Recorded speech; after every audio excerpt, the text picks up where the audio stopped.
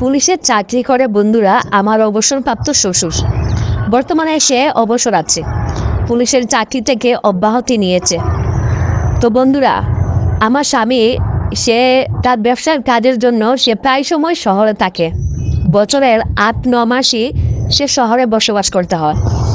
এদিকে আমার দেখভাল করার জন্য বাড়িতে একমাত্র আমার শ্বশুর আব্বা ছাড়া আর কেউ নেই। প্রথম আমার শ্বশুর একটু কড়া ছিল, সে তার নিয়ম কানুন আইন অনেক কিছু খুব কঠিন ছিল। কিন্তু এখন সে আমাকে অনেক বেশি ভালোবাসে, সে আমার দায়িত্ব নিতে শিখে গেছে। আমাকে সে এখন প্রচুর স্নেহ করে, আমাকে ছোট ছোট কিছু মুহূর্তে রোমান্টিক কিছু গিফট এনে দেয়, আমার জন্য পছন্দের কিছু খাবার নিয়ে আসে। মাঝে মধ্যে তো আমার জন্য হোটেল থেকে নান রুটি গ্রিল এগুলো নিয়ে আসে। Fair and lovely face wash, সে আপনাদেরকে বলে বোঝাতে পারবো না। শ্বশুর আব্বার এরকম চালচলন দেখে বোঝাই যাচ্ছে যে তার মন এখন ধীরে ধীরে গলতে শুরু করেছে। সে আমাকে এখন কতটা ভালোবাসে, সত্যি কথা বলতে সে আমাকে এখন অনেকটা চায়। হ্যালো আমার দুষ্টু মিষ্টু বন্ধুরা, তোমরা সবাই কেমন আছো? আমার প্রাণপ্রিয় কলেজের বন্ধুরা, আজকে আমি তোমাদের জন্য একটা দারুণ গল্প নিয়ে হাজির হলাম। আশা করি আজকের গল্পটা তোমাদের ভীষণ ভালো লাগবে, খুব ইন্টারেস্টিং হবে আজকের গল্পটা। তাহলে চলো বন্ধুরা শুরু করি।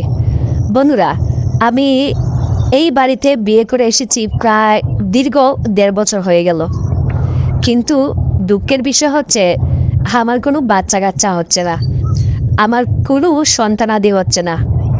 আসলে আমি বেশ কয়েকবার পরীক্ষা করিয়েছি, আমার স্বামী কখনোই সে পরীক্ষা করতে চায় না, সে ডাক্তারের কাছে একদমই যেতে চায় না, সে ডাক্তারকে ভীষণ ভয় পায়।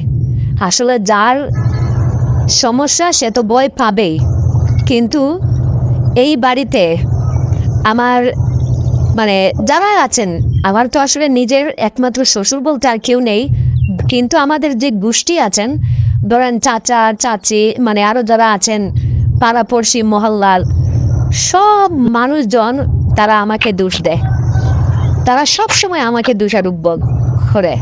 তারা বলে সমস্যা নাকি আমার ভেতরেই, আমার স্বামী নাকি কোনো সমস্যা নেই।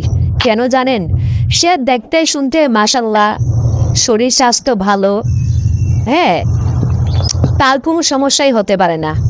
কিন্তু বন্ধুরা, আমি আমার হাজব্যান্ড যখন সে শহরে ব্যবসা করে, আমি লুকিয়ে মায়ের বাড়ির কথা বলে বেশ কয়েকবার আমি ডাক্তারের কাছে গিয়েছি। আর সত্যি কথা বলতে আমার এক বান্ধবী আছে, সে নিজেই ডাক্তার, আমরা একসঙ্গেই পড়াশোনা করেছি, কিন্তু ও বিয়ে করার পরেও ডাক্তারি চালিয়ে যাচ্ছে, ওর স্বামী ওকে দিয়েছে বলে। কিন্তু আমার স্বামী আমাকে কোনো চাকরি বাকরি বা কোনো পেশায় আমাকে করতে দেয় নাই, কেননা আমাদের বাড়িতে লোক একদম কম, আর চাকরি বাকরি করে কাকেই বা খাওয়াবো। আমার স্বামীরই অনেক টাকা পয়সা, তার শহরে নিজেরই একটা বড় একটা বিজনেস আছে, এই জন্য সে আমাকে কোনো কিছু করতে দেয় না। তাছাড়া আমার শ্বশুর আব্বা, তার কথা তো আপনাদেরকে একটু আগেই বললাম, সে একজন পুলিশ কর্মকর্তা ছিলেন, বর্তমানে তার বয়স হয়ে গেছে, এই জন্য সে রিটায়ার্ড করেছে। কিন্তু এখনও তিনি বেতন বোনাস ভাতা যত সরকারি সুযোগ সুবিধা ফ্যাসিলিটি আছে তিনি এর সব কিছুই পেয়ে থাকেন। এই জন্য বলা চলে আমাদের কোনো টাকা পয়সার কোনো সমস্যাই না। হ্যাঁ, এত টাকা পয়সা খাবে ডাকে প্রশ্ন এটা। আজকে প্রায় ১.৫ বছর হয়ে গেছে আমার কোনো সন্তান হচ্ছে না, তার একমাত্র কারণ হচ্ছে আমি যা মনে করি, আমি কয়েকবার ওই যে বললাম আমার বান্ধবীর কাছে গিয়েছিলাম ডাক্তারের কাছে, ও হচ্ছে শিশু এবং মা বিশেষজ্ঞ, আবার পাশাপাশি যৌন রোগেরও ডাক্তার। তো সে আমাকে বলল, বান্ধবী আমি তো তোর অনেক চেক আপ করেছি, বুঝলি, ১বার ২বার নয় ৩বার তোর চেক আপ করেছি, কিন্তু আমার কাছে তো কোনো কিছু ধরা পড়তেছে না রে, তোর তো কোনো সমস্যাই মনে হচ্ছে না। দেখ, তোর স্বামীকে যদি একবার নিয়ে আসতি তাহলে বুঝতে পারতাম সমস্যাটা তোর স্বামীর কিনা। আর সত্য কথা বলতে আমার তো মনে হচ্ছে সমস্যা তোর কোনো সমস্যা না, সমস্যা হচ্ছে তোর হাজব্যান্ডের সমস্যা। আসলে বন্ধুরা, সত্যি কথা বলতে আমি তো স্ত্রী, আর আমি এটা নিজেও জানি যে আমার কোনো সমস্যা না, কারণ ছোটোবেলা থেকেই আমাকে কোনো পুরুষ কখনো টাচ করে নাই। অনেক মেয়ে মানুষ বিয়ের আগেই অনেক জন্ম নিয়ন্ত্রণ ফ্রি খায়, ছেলেদের সঙ্গে ডেটিং করে, অনেকেই কিন্তু তারা এই অনেক ফুটকা, কন্ডমস, জন্ম নিয়ন্ত্রণ ফিল এগুলো খেয়ে কিন্তু শরীরের অনেক ক্ষতি করে ফেলেন। তো ভবিষ্যতে বিয়ে করলে বাচ্চা নিতে সমস্যা হয়। তো আমার এইরকম কোনো সমস্যা নেই আমি যতটুকু জানি। আর আমার স্বামীর সমস্যা আছে এইটা আমি জানি। আর আমার স্বামীকে আমি কতবার বলেছি, এমনকি আমার শ্বশুর আব্বাও তাকে অনেকবার রিকোয়েস্ট করেছে যে সে ডাক্তারের কাছে যাওয়ার জন্য। যদি আমার সমস্যা হয় আমার সমস্যা হবে, আমার হাজব্যান্ডের সমস্যা হলে তার সমস্যা সে বুঝবে। আর সমস্যা হলে তো আর এটা স্থায়ী কোনো সমস্যা না। সমস্যা হলে তো সমস্যার অবশ্যই কোনো না কোনো উপায়ও আছে, সমাধানও আছে, তাই না? কিন্তু আমার স্বামী, আমার হাজব্যান্ড, সে বন্ধুরা ডাক্তার ভীষণ ভয় পায়। কি বললাম আপনাদেরকে, সে তো ডাক্তারের নামই শুনতে পারে না, ডাক্তারের কাছে সে যাবেই না। আমি বেশ কয়েকবার তাকে রিকোয়েস্ট করেছি, অনেকবার আমি তাকে রাজি করিয়েছিলাম, কিন্তু পরে দেখা যায় লাস্টে সে বেগে যায় নয়তো পালিয়ে যায়। তার মানে বুঝতে আর বাকি নেই যে সমস্যাটা তার। এদিকে একটা বাচ্চার জন্য আমাদের বংশটা বড় হচ্ছে না। আমাদের এত বড় বাড়ি, বাউন্ডারি দেওয়া, আমি, আমার হাজব্যান্ড আর আমার শ্বশুর। তার মধ্যে আমার শ্বশুর বছরের সারা বছর তিনি আমার সঙ্গেই থাকেন, কিন্তু আমার হাজব্যান্ড বছরের 10 মাস 9 মাস সে শহরেই থাকেন। বছরের মাঝে মধ্যে আসেন, সপ্তাহখানিকের জন্য আসেন, আবার থেকে আবার চলে যান। তো এইভাবে আসলে সত্যি কথা বলতে আমারও হচ্ছিল না। তো যাই হোক, যেহেতু বিয়ে করেই ফেলেছি, প্রায় 1.5টা বছর সংসার করেছি, এই পরিবারের জন্য আমার একটা আলাদা টান তৈরি হয়েছে, একটা মায়া তৈরি হয়েছে। তাছাড়া বিয়ে শাদী এটা কোনো মজার কোনো বিষয় না। যেহেতু আমার মা বাবা আমাকে অনেক টাকা পয়সা খরচ করে তারা আমাকে অনেক সম্মানের সহিত আমাকে বিয়ে দিয়েছে। এখন আমি যদি আমার স্বামীর একটা দোষ ধরে আমি যদি চলে যাই, আমার গ্রামের মানুষ আমাকে বলবে যে আমার সমস্যা। তারা কেউ কিন্তু আমার স্বামীর সমস্যার কথা বলবে না। একটা মেয়েরই সমস্যা হয় দিন শেষে, কিন্তু পুরুষ মানুষের কোনো সমস্যাই সমাজের চোখে পড়ে না। এই জন্য আমি সংসারটা করে যাচ্ছি। কিন্তু বন্ধুরা, এইভাবে আর কয়দিন? যদি একটা নারী বিয়ের পরে মাই না হতে পারে, সেই নারীর কোনো মূল্য নেই, সেই নারীর কোনো সম্মান নেই। সেই নারী সমাজের চোখে যে কতটা অসহায়, সেই কথা আমার চাইতে আর কেউ জানে না। আমি বাজারে যেতে পারি না, রাস্তাঘাটে যেতে পারি না। আমার পাশের বাড়ির মানুষ এসে বলে, ভাবি কখন একটা বাচ্চা হবে আপনাদের, কখন কখন?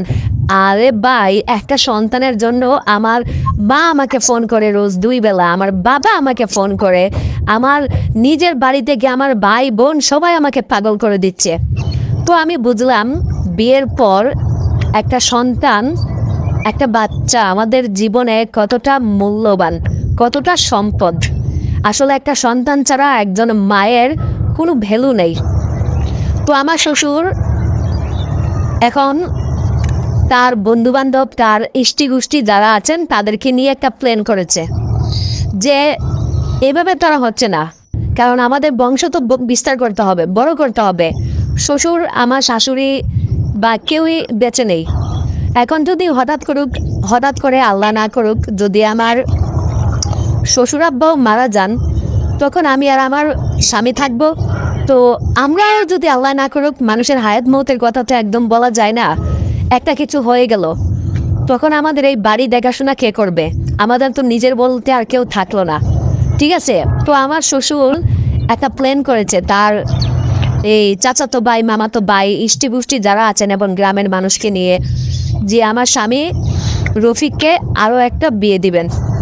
কারণ আমার পেটে কোনো সন্তান হচ্ছে না, আমার গর্ভে কোনো সন্তান হচ্ছে না। তারা চিন্তা করলো যে সমাজের মানুষকে নিয়ে আমার হাজব্যান্ডকে তারা আরও একটা বিয়ে দিবে। যেহেতু আমার গর্ভে কোনো কিছু হচ্ছে না, তো ওই আর একটা বিয়ে দিলে হয়তো তার একটা ছেলে সন্তান বা একটা মেয়ে সন্তান, মানে একটা সন্তান তাদের লাগবেই, ঠিক আছে?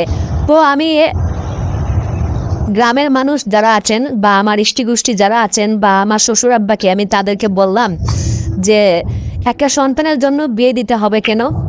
অনেক গরিব মানুষ আছে যারা সন্তান লালন পালন করতে পারে না, হাসপাতালে বিক্রি করে দেয়। আছে না এরকম অনেক মানুষ? বা সন্তান দত্তক দেয়।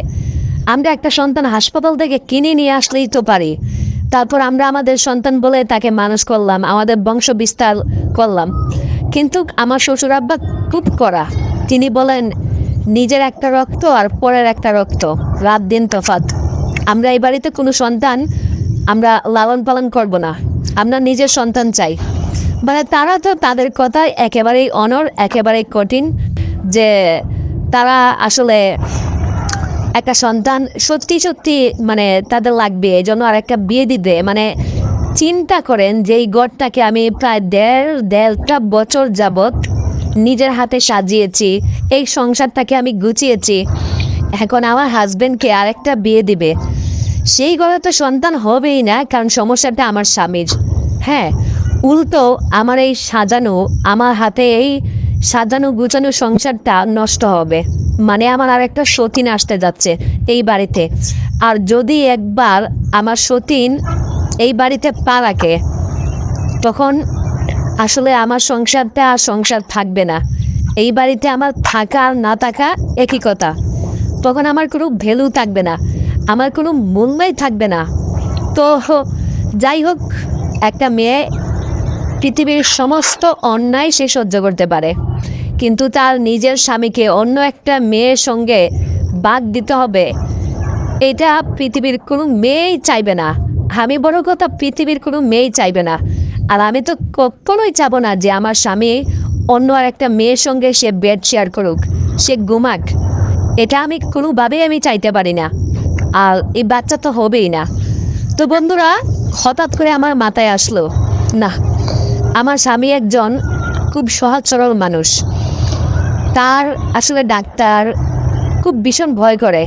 সে কবিরাজ ডাক্তারের কাছে কোনো কিছুতেই যেতে চায় না। তাছাড়া সে তার বাবার উপরে কোনো কথাও বলতে পারবে না। তার বাবা যদি তাকে আরেকটা বিয়েও দিতে চায় জোর করে, সে আরেকটা বিয়েই করবে, কিন্তু সে কোনো কিছু বলবে না। কিন্তু মাঝখান থেকে আমার সুখের এই সাজানো সংসারটা নষ্ট হয়ে যাবে। কিন্তু বন্ধুরা, এই সংসারটা তো আমি কোনোভাবেই নষ্ট হতে দিতে পারি না, আমাকেই কিছু একটা করতে হবে। একদিন রাতের বেলা, রাত তখন বাজে প্রায় 12টা, একদম গভীর রাত। আমি ভাবলাম, দিনের বেলা আমাদের বাড়িতে এত মানুষ থাকে বন্ধুরা, আমাদের গ্রামের মানুষ, ময়-মুরব্বী, আশেপাশের আরও বেশ কয়েকটা মহল্লার গ্রামের মানুষ।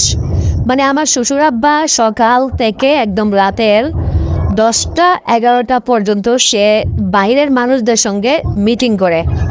আসলে সে চাকরি জীবনে একজন ভালো পুলিশ মানুষ ছিলেন, এখন রিটায়ার করেছে। তো তার এই গ্রাম ওই গ্রাম আশেপাশের বেশ কিছু মহল্লার মানুষের সঙ্গে তার উঠা বসা, পরিচিত সারা দিন মানুষ আছে। আর তাদের সঙ্গে আমার শ্বশুর আব্বা তার ছেলেকে আর একটা বিয়ে দিবে এই নিয়ে কথা বলে। তো আমি সারাদিন আমার শ্বশুরের সঙ্গে কোনো কথা বলার সুযোগই পাই না। আর বিয়ের এই 1.5 বছর পরও এখনও আমার শ্বশুর আমার সঙ্গে ভালো করে একটা কথাও বলে না, হাসি দিয়ে একটা কথাও বলে না আমার কি পছন্দ, আমি কি চাই। শ্বশুর আব্বা কখনোই এই কোনো কিছুই জানতে চায় না। আসলে তার একটাই কারণ, আমার বাচ্চা হচ্ছে না। আর আমার বাচ্চা নাই বলে, আমার একটা সন্তান হচ্ছে না বলে শ্বশুর আব্বা আমাকে তার পুত্রবধূ হিসেবে আমাকে পুরোপুরি স্বীকৃতি দেয় নাই। এটা আমিও বুঝি, সে আমার উপর গভীর রাগ। এমনকি আমার মা বাবার উপরেও আমার শ্বশুর আব্বার ভীষণ রাগ, কেন আমার বাচ্চা হয় না। চিন্তা করেন তাহলে। যাই হোক, তার সঙ্গে তো দিনে কথা বলার একদমই সুযোগ পাই না মানুষের জন্য। তো চিন্তা করে দেখলাম এখন প্রায় রাত 12টা, সে এখনো পুরোপুরিভাবে ঘুমায় নাই। তার সঙ্গে এই সুযোগে কথাটা বলে আসি। আমি তার দরজায় বেশ কিছু নক করলাম হাত দিয়ে, এবং সে দরজাটা খোলার আগে ভেতর থেকে বলল, কে? আমি বললাম, বাবা, আমি ফুলমালা বলছি। বলল, বৌমা, এত রাতে তুমি আমাকে কেন ডাকছো, কোনো কিছু দরকার নাকি? তখন আমি দরজার উপাস থেকে বললাম, শ্বশুর আব্বা, আপনার সঙ্গে ভীষণ দরকারি একটা কথা আছে। সে আমাকে বলল, আচ্ছা দরকারি কথা কালকে শুনবো, আজকে না। আমি বললাম, বাবা ইটস ইমার্জেন্সি, আমাকে এখনই সেই কথাটা বলতে হবে, না হলে আপনার ছেলের অনেক বড় বিপদ হয়ে যাবে। যখন আমি এই কথা বললাম, বলার সঙ্গে সঙ্গেই শ্বশুরাব্বা দরজাটা তাড়াতাড়ি খুলল, কারণ আমার শ্বশুরের আর কেউ নেই উত্তরাধিকার, একমাত্র তার ছেলে। তার ছেলের যদি কোনো কিছু হয় সে এটা কখনোই মেনে নিতে পারে না। তার ছেলের ভালোর জন্য আমার শ্বশুর সব সব একেবারে সব কিছু করতে পারে। ছেলের কথা বলার সঙ্গে সঙ্গে সে দরজাটা খুলে দিল, দিয়ে বলল, বোমা আমার ছেলের উপকার হবে এমন কি কথা? আমি বললাম, বাবা তার আগে আপনার ঘরের ভিতরে যাওয়ার অনুমতি আমাকে দিতে হবে, তারপরে সেখানে বসে খুব ঠান্ডা মাথায় আমি যেই কথাগুলো বলবো আপনাকে ভীষণ মনোযোগী হয়ে সেই কথাগুলো শুনতে হবে। তাহলে আপনার যেমন লাভ হবে, আপনার ছেলের লাভ হবে, আমাদের এই ফ্যামিলির লাভ হবে। দেখেন বাবা, আমি তো আপনার ছেলের পুত্রবধূ, তাই না? আমি তো আপনার ছেলের এই পরিবারের খারাপ চাইতে পারি না। আমি তো এই পরিবারে ডাল ভাত খেয়েছি, আপনার ছেলের বউ, স্বীকৃত বউ। হয়তো আমার সন্তান হচ্ছে না, কিন্তু এখানে একটা সমস্যা আছে, আপনাকে আগে সেটা খুঁজে বের করতে হবে, ঠিক আছে? যাই হোক, এই ফ্যামিলির সম্মান সবার আগে। তখন শ্বশুরাব্বা একটু বুঝতে পারলো, তখন সে আমাকে বলল, আচ্ছা বৌমা ভেতরে আসো। হ্যাঁ এখন বলো তুমি কি বলতে চাও। আমি বললাম, বাবা আপনি পৃথিবীর সমস্ত কাজ এখন বাদ দিতে হবে, আর এখন আমি আপনাকে কয়েকটা কথা বলবো, সেগুলো মনোযোগ সহকারে আপনাকে শুনতে হবে। শ্বশুর আব্বা শোনার জন্য রেডি হলো, সে একদম প্রস্তুতি নিয়ে নিল। তারপর আমাকে বলল, হ্যাঁ বৌমা এখন বলো কি বলবে। তখন আমি বললাম, বাবা আপনি বিয়ের আগে আমাকে নিজেই তো পছন্দ করে আপনার ছেলের সঙ্গে আমাকে বিয়ে দিয়েছেন, তাই তো? আপনি তো আমাকে নিজেই পছন্দ করেছিলেন। বাবা আমি আপনার এত সুন্দর পুত্রবধূ, মোটামুটি 6 মাস 1 বছর তো আপনি আমার সঙ্গে ভালোই ব্যবহার করেছেন, কিন্তু যখন আমার বাচ্চা কাচ্চা হচ্ছে না তখন কিন্তু আপনি আমার সঙ্গে একটা দিনও হেসে কথা বলেন নাই। আপনি আপনার ছেলের বউ হিসাবে আমাকে এখন স্বীকৃতিই দেন না, মনেই করেন না। আপনি আরেকটা বিয়ে দিতে যাচ্ছেন আপনার ছেলেকে, মানে আমার সতীন আনতে যাচ্ছেন এই ঘরেতে। দেখেন বাবা, এই সংসারটাকে আমি খুব সুন্দরভাবে সাজিয়েছি, খুব সুন্দরভাবে আমি গুছিয়েছি। এই সংসারে আমার শাশুড়ি মা নেই, আপনার দেখভালের দায়িত্ব সম্পূর্ণ আমি নিয়েছিলাম, কিন্তু বাবা আপনি সেটাও আমাকে বন্ধ করে দিয়েছেন। আমার এখানে কি দোষ? আমার সন্তান হচ্ছে না, এখানে আমার কি দোষ? বাবা আপনাকে সেই কারণটাকে খুঁজে বের করতে হবে। দেখেন আমার তো কোনো সমস্যা নেই, আপনার ছেলেকে আমি বেশ কয়েকবার বলেছি, এমনকি আপনি নিজেও বলেছেন যে আমরা যেন ডাক্তারের কাছে যাই। আসলে সমস্যাটা আমার না আপনার ছেলের সেটা তো প্রমাণ হয়ে যাবে। বাবা আমি বলি কি, আপনি বরং যেহেতু আপনার ছেলে এখন বাড়িতে নেই, সে শহরে আছে, আপনি আমাকে নিয়ে একটা ভালো ডাক্তারের কাছে যান, তারপর আপনি বুঝতে পারবেন যে সমস্যাটা আমার না আপনার ছেলের। দেখেন বাবা, যদি সমস্যা আমার হয় আমি নিজে এই বাড়ি থেকে চলে যাব, আপনার ছেলেকে আমি আরেকটা বিয়ে দিব, আমি নিজে তার জন্য পাত্রী খুঁজবো। কিন্তু বাবা সমস্যাটা যদি আপনার ছেলের হয় তখন আপনি কি করবেন? হ্যাঁ তখন কি আপনি আমাকে একটা বাচ্চা দিবেন? একটা বাচ্চার জন্য তো আমাকে পুরো পৃথিবীর মানুষ আমাকে অবহেলা করতেছে। আরে আমার মা বাবা ভাই বোন সবাই আমাকে অবহেলা করতেছে, অ্যাভয়েড করতেছে। এদিকে আপনি গ্রামের পুরো মানুষ ইষ্টি গোষ্ঠী যারা আছে সবাই আমাকে অবহেলা করতেছে, আমাকে অ্যাভয়েড করতেছে। এই কষ্ট আমি আর মেনে নিতে পারছি না শ্বশুর আব্বা। মাঝে মধ্যে মনে হয় আমি যেন বিষ খেয়ে মরে যাই। আপনি আমাকে কালকে ডাক্তারের কাছে নিয়ে যাবেন। তখন শ্বশুর আব্বা আমাকে বলল, বৌমা এখন তুমি আমাকে কি বলতে চাও সেটা বলো। আমি বললাম, বাবা সিম্পল কথা, কালকে আপনি আমাকে একটা শহরে বড় ডাক্তারের কাছে নিয়ে যাবেন। যদি ডাক্তার বলে আপনার ছেলে সমস্যা, তাহলে আমার গর্বে আপনি আমাকে বাচ্চা দিবেন। আমি কোনো কিছু বুঝতে চাই না, জানতে চাই না। আপনি বাচ্চা দিবেন এবং সেই বাচ্চাটা আপনার ছেলের বলে আপনি চালিয়ে দেবেন। আর যদি ডাক্তার বলে সমস্যাটা আমার, চেক আপ করে আমার সমস্যা হয়, আমি নিজেই আপনার ছেলের জন্য একটা ভালো মেয়ে খুঁজে তার সঙ্গে বিয়ে দেব। শ্বশুর আব্বা তখন আমাকে বলল, ঠিক আছে বৌমা, আমি বুঝতে পারছি, ঠিক আছে, তুমি যেই কথা বলেছ, যে শর্ত দিয়েছ, আমি তোমার সেই শর্তে রাজি। যদি তোমার সমস্যা না হয় তাহলে আমি কেন আমার ছেলেকে আরেকটা বিয়ে দেব? হ্যাঁ, আর যদি তোমার সমস্যা হয় তুমি নিজে আমার ছেলেকে আরেকটা বিয়ে দিয়ে এই বাড়ি থেকে তুমি সোজা বের হয়ে যাবে। আমি বললাম ঠিক আছে, আপনার কথাই শেষ কথা। তারপর বন্ধুরা, আমি সেই রাতে সারাটা রাত আমি ঘুমাই নাই। আমি ভীষণ টেনশনে ছিলাম। আমার যে বান্ধবী ছিল, কলেজ ফ্রেন্ড রিয়া, ওকে আমি বারবার ফোন দিচ্ছিলাম, বান্ধবী তুই তো আমাকে বেশ কয়েকবার চেক করলি, বললি আমার কোনো সমস্যা নাই, কালকে শ্বশুর আব্বা আমাদের শহরে একজন ডাক্তারের কাছে নিয়ে যাবে, MBBS, মা ও শিশু বিশেষজ্ঞ। আমার শ্বশুরের ভীষণ পছন্দ এবং পরিচিত। বান্ধবী তুই সত্যি তো বলছিস আমার কোনো সমস্যা নেই? দেখ, আমার শ্বশুর আমাকে শর্ত দিয়েছে, যদি আমার কোনো সমস্যা থাকে আমাকে এই বাড়ি থেকে বের করে দিবে। তখন আমার বান্ধবী আমাকে বলল, আরে বান্ধবী ফুলমালা, তুই একদম নিশ্চিত থাক, তুই একদম কোনো টেনশনই করিস না, আরে তোর তো কোনো সমস্যাই নেই।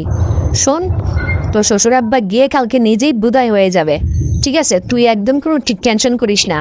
আমি তোকে তিনবার চেক করেছি, তুই একদম সম্পূর্ণ নিজে সুস্থ আছিস এবং তুই মা হবার যোগ্য। তারপর আমি একটু নিঃশ্বাস নিলাম, আচ্ছা আল্লাহ যা করবেন ভালোর জন্যই করবেন।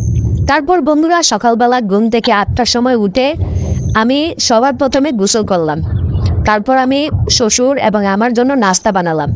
নাস্তা করেই শ্বশুর আব্বা আমাকে বলল, বৌমা চলো, একটু পরেই বাড়িতে অনেক লোকজন আসবে, তখন আর তোমাকে সময় দিতে পারবো না, আমরা বরং তাড়াতাড়ি একটু আগে চলে যাই ডাক্তারের কাছে। আর যেই ডাক্তারের কাছে যাব ও আমার বন্ধু। আমি আমার পুলিশের চাকরি জীবনে আমার বউ, মানে তোমার শাশুড়ি মা, আমার ছেলে, আমরা সবাই ওর কাছে চিকিৎসা নিতাম। ও কখনো আমাকে মিথ্যা কথা বলে না। চলো ওর কাছেই যাব, ওকে কল দিয়েছি, ও অলরেডি চেম্বারে চলে এসেছে। তারপর শ্বশুর আব্বা একটা সিএনজি রিজার্ভ করলো। সিএনজি রিজার্ভ করার পর আমরা চলে গেলাম সেই জেলা সদর হাসপাতালে, একটা প্রাইভেট হসপিটালে। সেখানে যাওয়ার পর প্রায় 3 ঘন্টা আমাকে বিভিন্ন মেশিনে আমার পেট, আমাকে কয়বার আমাকে চেক আপ করলো। চেক আপ করার পর সে অলরেডি একটা রিপোর্ট হাতে এসেছে। তারপর আমরা তার চেম্বারে গেলাম। যাওয়ার পর আমাকে বলল, আমার শ্বশুরের নাম ছিল আব্দুল মুত্তালিব। তখন সে বলল, মুত্তালিব, আমার কাছে যে রিপোর্টটা আছে, আমি তো বেশ কয়েকবার তোমার বৌমাকে আমি আসলে চেক করেছি, আমার কাছে তো তোমার পুত্রবধূর কোনো সমস্যাই মনে হচ্ছে না, ও তো একদম পজিটিভ, সব দিক দিয়ে ঠিক আছে, মা হতে ওর তো কোনো বাধাই দেখতেছি না আমি। তখন আমার শ্বশুর বলল, হেই তুই ঠিক বলছিস তো? তখন সে ডাক্তারটা বলল, হ্যাঁ, আরে আমি তো ওকে তিনবার চেক করেছি, চেক আপ করলাম, কই ওর তো কোনো সমস্যাই দেখতেছি না। দেখো মুতালেব, আমার মনে হচ্ছে তোমার ছেলে ছোটোবেলাতেই তো শহরে বড় হয়েছে, সেখানেই থেকেছে, সেখানেই ওর খালার বাসাতেই তো চাকরি বাকরি করেছে। আমার কেন জানি মনে হচ্ছে তোমার ছেলেরই কোনো সমস্যা আছে। দেখো তুমি তো পুলিশ মানুষ, সারা জীবন কোয়ার্টারে বাইরে থেকেছ, তুমি তোমার বউ বাচ্চাকে কেমন একটা সময়ও দিতে পারো নাই। তাছাড়া তোমার স্ত্রীও মারা গেছে অকালে। তোমার ছেলেটা সারা জীবন শহরে বড় হয়েছে, পর বড় হয়েছে।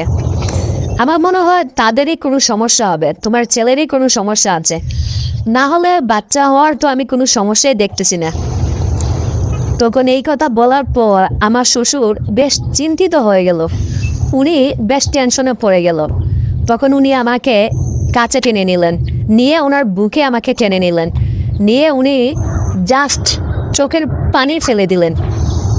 উনি ততক্ষণে আমাকে বললেন, বৌমা আমি অনেক বড় অন্যায় করে ফেলেছি, তোমাকে আমি ভীষণ ভুল বুঝেছি। বৌমা সত্যি আমি না জেনে না শুনে ডাক্তারের পরামর্শ না নিয়ে তোমার সঙ্গে আমি ভীষণ অন্যায় করতে যাচ্ছিলাম। বৌমা তুমি আমাকে ক্ষমা করে দাও, আর তুমি যেই শর্ত দিয়েছিলে চলো সেটা পূরণ করার চেষ্টা করব। তখন আমরা ডাক্তারের কাছে সিএনজি রিজার্ভ করে ডিরেক্ট বাড়িতে চলে আসি। বাড়িতে আসার পর বন্ধুরা শ্বশুর আব্বা আমার জন্য fair and lovely face wash, cream, তারপর হচ্ছে আপেল, আঙ্গুর, তারপর অনেক মজার মজার খাবার নিল, আচার নিল। নেওয়ার পর বাড়িতে সেদিনে অনেক মানুষ ছিল, তখন সবাইকে বলল তার তার পুত্রবধূ মা হতে যাচ্ছে এবং আগামীতেই মা হবে, মানে আমার কোনো সমস্যা নেই, আমার ছেলেরও কোনো সমস্যা নেই। সে গ্রামের সবাই, আমাদের গোষ্ঠী যারা ছিল সবাইকে এই মিথ্যা কথাটা বলেছে। আর ওখানে আমি অনেক বেশি খুশি। তারপর সবাইকে বাসা থেকে বের হয়ে যেতে বললেন। সারাদিন যারা এসেছিলেন বাড়িতে সবাইকে একটা কথা বলেই বিদায় করে দিলেন। রাতের বেলা আমরা একসঙ্গে খাবার খেয়েছি, ডিনার করেছি। ডিনার করার পর শ্বশুরাব্বাকে আমি বললাম, বাবা আপনি কি ঘুমাতে যাচ্ছেন? শ্বশুরাব্বা আমাকে বলল, হ্যাঁ বৌমা। আমি বললাম, বাবা আপনি তো এখন থেকে একা একা আর ঘুমাতে পারবেন না। তখন সে আমাকে বলল, কেন বৌমা? বলল, আপনার কি মনে নেই আপনি কি বলেছেন? সারাদিন গ্রামের মানুষকে বলেছেন আমি এখন মা হতে পারবো, আগামী 8-9 মাসের ভিতরেই আমি মা হব, গ্রামের মানুষজনকে একটা ভালো একটা সুখবর দিব। কিন্তু বাবা আপনি তো একা একাই ঘুমাতে যাচ্ছেন। দেখেন গ্রামের মানুষ যখন আবার 7-8 মাস পরে আসবে তখন তাদেরকে আপনি কি জবাব দিবেন?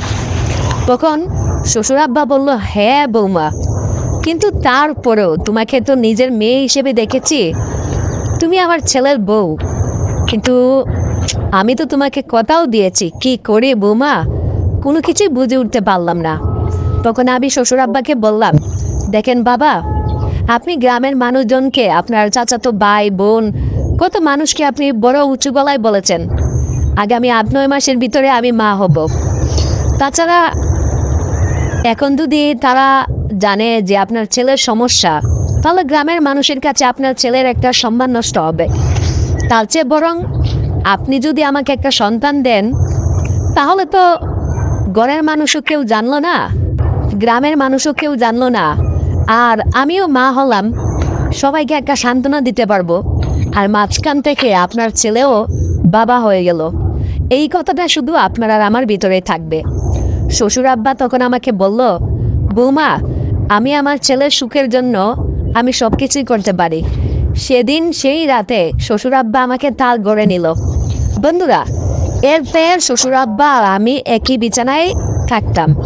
শ্বশুর আব্বা আমাকে বলল, সেদিন থেকে আমাকে ভীষণ আদর করতো, ভীষণ স্নেহ করতো।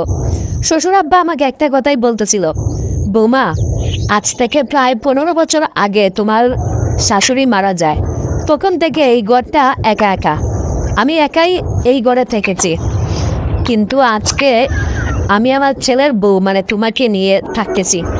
তখন আমি বললাম, বাবা আমরা তো তাহলে এই ভুল কিছু করছি না, আমরা তো একটা সন্তানের জন্য এই কাজ করতেছি।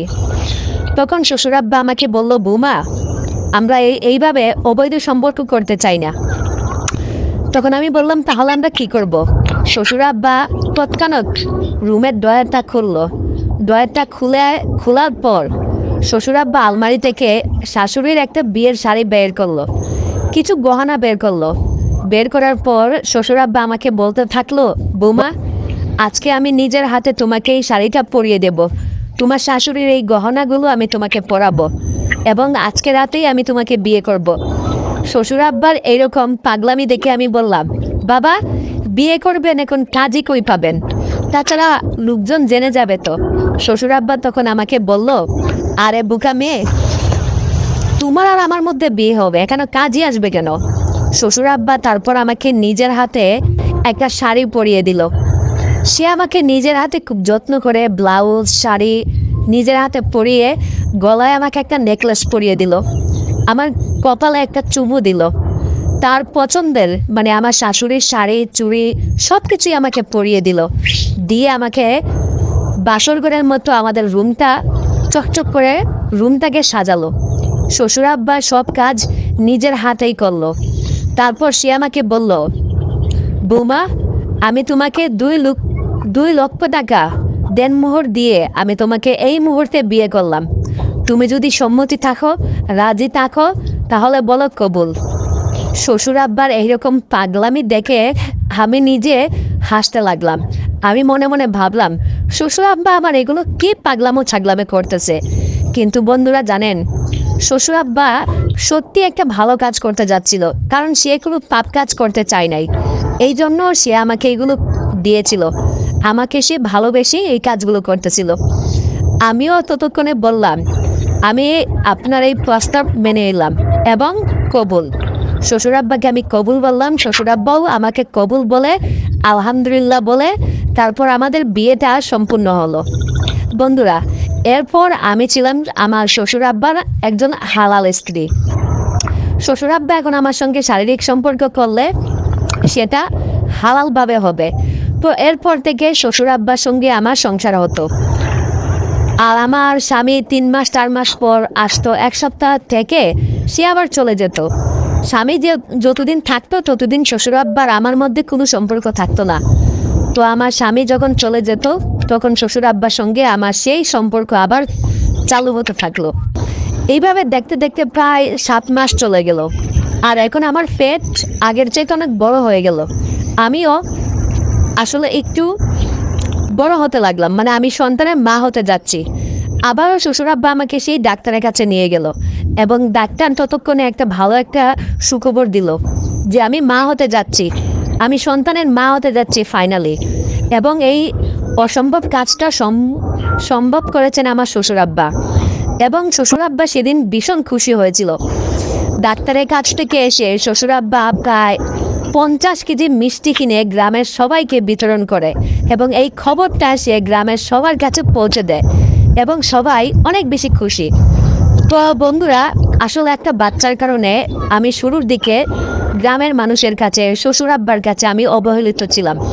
আর আজকে যখন সবাই শুনতে পারলো, সবাই যখন জানতে পারলো যে আমি বাচ্চার মা হতে যাচ্ছি, সবাই আমাকে অনেক আদর করতে লাগলো, ভীষণ ভালোবাসা দিতে লাগলো। আর এইটা ছিল আমার জীবনের সবচেয়ে সেরা একটা পাওয়া। আজকে প্রায় 2-2.5 বছর আমার বিয়ে হয়েছে, প্রায় 2.5 বছর। আজকে আমার জীবনে মনে হচ্ছে এই বিয়েটা আমার জীবনের সার্থক। আর এই খবরটা শহরে আমার স্বামীর কাছে আমি দিলাম, আমার শ্বশুর আব্বাও দিল, আমার স্বামীও অনেক বেশি খুশি হলো। আর আমার স্বামীও জানতো না যে সে কখনো বাচ্চার বাবা হতে পারবে না। আমার স্বামী বুকায় রয়ে গেল। আসলে আমার সন্তানের বাবা হচ্ছে আমার শ্বশুর, কিন্তু এই বাচ্চা আমার স্বামীর বলে চালিয়ে দিলাম। তো বন্ধুরা, ডাক্তার তখন বলল যে এখন থেকে আমার স্বামীর সঙ্গে আর কোনো মেলামেশা করা যাবে না, আমি বাড়ি কোনো কাজ করতে পারবো না, খুব হালকা কাজ করতে হবে। তাছাড়া স্বামীর সঙ্গে মেলামেশা, সোহাগরাত এইগুলো আর একদম করা যাবে না, কারণ আমার বাচ্চা এখন প্রায় 7 মাস, আর 2 মাস পরেই হয়তোবা ডেলিভারি। ঠিক আছে? তো বন্ধুরা, আসলে এখন আমি অনেক খুশি। আর সত্যি কথা বলতে আমিও এখন অনেক বেশি খুশি যে একটা বাচ্চার জন্য আমি অবহেলিত ছিলাম। আর আমিও খুব করে চেয়েছিলাম যে একটা বাচ্চা না থাকলে আসলে জীবনের সমাপ্তি হয় না, যে আমাকে মা বলে ডাকবে। আমিও চেয়েছিলাম বাচ্চাটা যে কোনোভাবে হোক, কিন্তু একটা নারী তখনই সার্থক হয় যখন সে মা ডাকটা শুনতে পারে। আসলে মারা কখনো খারাপ হয় না। হয়তো বা এটা আমার শ্বশুর আমাকে এই বাচ্চাটা দিয়েছে, শ্বশুরের বাচ্চা এটা, কিন্তু এই বাচ্চা তো আমার, এটা তো আমারই রক্তের, তাই না? আমাকে তো আর হাসপাতাল থেকে অন্যের বাচ্চা নিয়ে আসতে হলো না।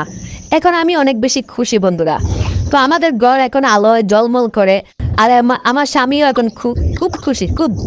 আর সেদিন রাতে শ্বশুর আব্বা আমার কাছে এসে বলল, বৌমা ফুলমালা, তুমি তো এখন অলরেডি বাচ্চার মা হয়ে যাচ্ছ, তোমার এখন অনেক দায়িত্ব, ঠিক আছে? আর শোনো, আজকে থেকে তোমাকে আর রান্নাবান্না করতে হবে না, এখন আমি ঘরে রান্নাবান্না সব কিছু করবো। আর তোমার মাকে আসতে বলেছি, তোমার মাই এখন সব কিছু করবে, ঘর মোছা, রান্নাবান্না করা। তুমি খবরদার বৌমা কোনো কাজ করবা না, ঠিক আছে? একদম রানের হালে তুমি থাকবে, তুমি এখন কাম সব বন্ধ। আর শোনো, ডাক্তার বলেছে আজকে থেকে আমরা আর মেলামেশা করতে পারবো না, ঠিক আছে? তুমি আগে বাচ্চার মা হও, তারপর তুমি স্বাভাবিক জীবনে আসো, সুস্থ হও, তারপর না হয় আমরা আলোচনা সাপেক্ষে আবার এই কাজ করব। কিন্তু আপাতত বাচ্চা জন্ম না হওয়া আগ পর্যন্ত তুমি এখন আলাদাই থাকবে তোমার মায়ের সঙ্গে। আমি শ্বশুর আব্বাকে বললাম, জি আব্বা, আপনি যা বলবেন সেটাই হবে। তো যাই হোক, আমার সংসার এখন খুব ভালো লাগতেছে যে সবাই আমাকে মেনে নিয়েছে। এই এখন সংসারটা আসলে একটা বাচ্চার কারণে আমি অবহেলিত ছিলাম। সেই সংসার এবং আমার গ্রামের মানুষ, আশেপাশের মানুষ প্রতিদিন আমার জন্য কিছু না কিছু গিফট নিয়ে আসে, আমাকে অনেক এই সান্ত্বনা দেয়। এখন তারাও অনেক খুশি, হ্যাপি, আমি অনেক খুশি। আর বিশেষ করে আমার শ্বশুর আব্বা এখন আমাকে অনেক হেল্প করে, আমার জন্য আচার নিয়ে আসে, ওই গ্রিল নান রুটি ওইটা ওইটা মানে ছোটোখাটো শাড়ি নিয়ে আসে। আর একটা মজার ঘটনা কি জানেন, আমার শ্বশুর আব্বা তার নাতির জন্য, মানে সন্তান বাবুক তারই, কিন্তু তার তো নাতি হিসেবে পরিচয় দিতে হবে, সে ছোট ছোট জামা কাপড় জুতা এখন থেকে নিয়ে আসে। তো আসলে আমাদের ইমোশনটা কোথায় দেখেন, একটা বাচ্চার জন্য, একটা সন্তানের জন্য আমরা কতটা কষ্ট করি। তো যাই হোক বন্ধুরা, অবশেষে আমার সেই কষ্ট সার্থক, আমার সেই সাধনা সার্থক।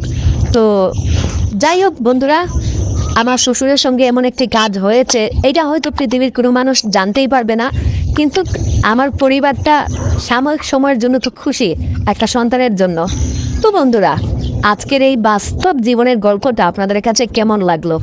এটা আমার একটা জীবন কাহিনী আপনাদের সঙ্গে শেয়ার করলাম। যদি আপনাদের মনে বিন্দু পরিমাণ ভালো লেগে থাকে, অবশ্যই চ্যানেলটা সাবস্ক্রাইব করে দিবেন এবং আমাদের পাশে থাকবেন। নতুন নতুন এই ধরনের আরও গল্প পেতে অবশ্যই আমাদের সাথেই থাকবেন। দেখা হচ্ছে আবারও পরবর্তীতে নতুন কোনো ভিডিওতে। সেই পর্যন্ত ভালো থাকবেন, সুস্থ থাকবেন।